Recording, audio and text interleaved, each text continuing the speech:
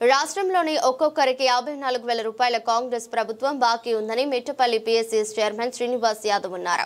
Siddipet urban మండలం మిట్టపల్లి గ్రామంలో BRS నాయకులు కాంగ్రెస్ ప్రభుత్వం ఎన్నికలకు ముందు ప్రజలకిచ్చిన హామీల బాకీ కార్డులను ఇంటింటికి పంపిణీ చేశారు.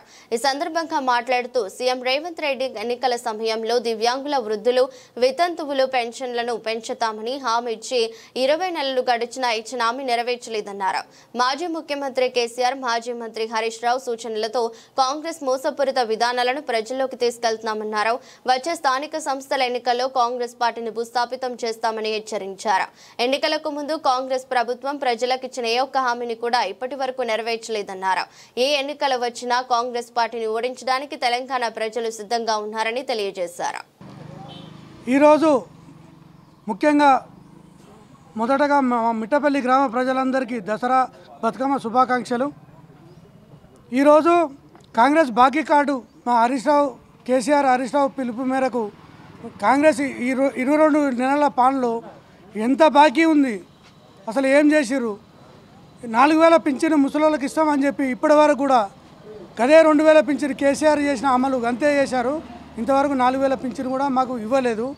విద్యార్థులకు స్కూటీ ఇస్తున్నారు, వాళ్ళకు కూడా విద్యార్థులకు స్కూటీ ఇవ్వలేదు. రైతు భరోసా కింద 15,000 రూపాయలు పంటకు వేస్తా అన్నారు, అది కూడా మొత్తం ఎగ్గొట్టాడు. 54,000 ఇప్పటి వరకు ఒక్కొక్క క్యాండిడేట్కు 54,000 డ్యూ ఉన్నది. ఈ పరంగా అన్ని తప్పుడు ప్రచారాలతో గద్దెకెక్కి ఈరోజు ఆ హామీలన్నీ తుంగలో దొక్కి అతను పాలనలో కుర్చీ మీద కూర్చుండి ఏది కూడా చేయనీకి లేదు, ఏది కూడా సక్రమంగా చేస్తలేడు. ఈ పిలుపు మేరకు మేము కాంగ్రెస్ బాకీ ప్రతి ఇంటింటికి చేరవేర్చి అసలు ఏం చేసిండు, ఏం చేయలేదు అనే విషయంలో అందరికీ తెలియజేసి మేము రేపు రాబోయే గ్రామ ఎంపీటీసీ ఎలక్షన్లు, జెడ్పీటీసీ ఎలక్షన్లు, గ్రామ పంచాయతీ ఎలక్షన్లలో కారు గుర్తుకు ఓటేసి ఖచ్చితంగా మాకు సపోర్ట్ చేయాలని చెప్పి ఈ గ్రామ ప్రజలు అందరినీ కోరుకుంటున్నాము.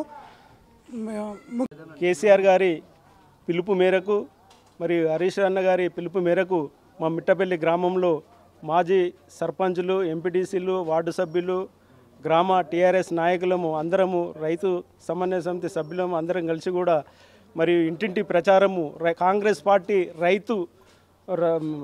పార్టీ బాకీ కార్డు పేరిట మరి ప్రజలను అవేర్నెస్ చేయడానికి మరి ప్రతి ఇండ్లు తిరగడం జరిగింది. ముసలి వాళ్లకు 4,000 పింఛన్ ఇస్తానని ఇప్పటి వరకు 22 నెలలు అవుతుంది. మరి రేవంత్ రెడ్డి ప్రభుత్వం కానీ 4,000 రూపాయలు పెంచలేదు, అదే 2,000 ఇస్తున్నారు. 44,000 రూపాయలు వాళ్ళకు బాకీ ఉన్నారు.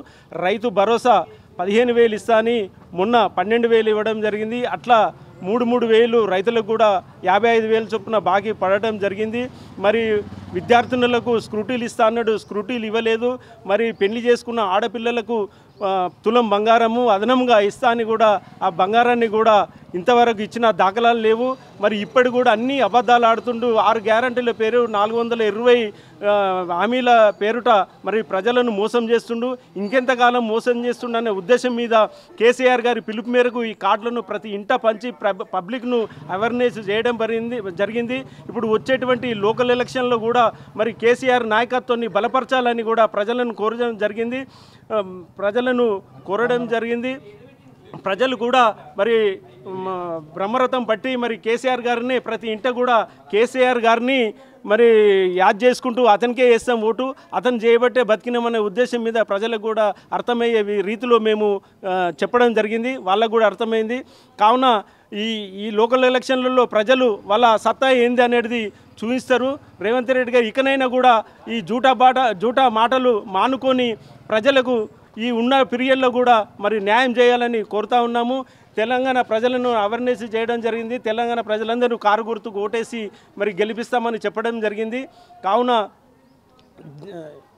కావున మేమందరం మిట్టపల్లి నాయకులమందరం ఐకమత్యంగా ఉండి మరి మా గ్రామంలో ఏ వ్యక్తి ఎవరు నిలబడ్డా పార్టీ టికెట్ ఎవరికి ఇచ్చినా కూడా ఐకమత్యంగా నిలబడి గెలిపించుకుంటామని తెలుపుతా ఉన్నాను.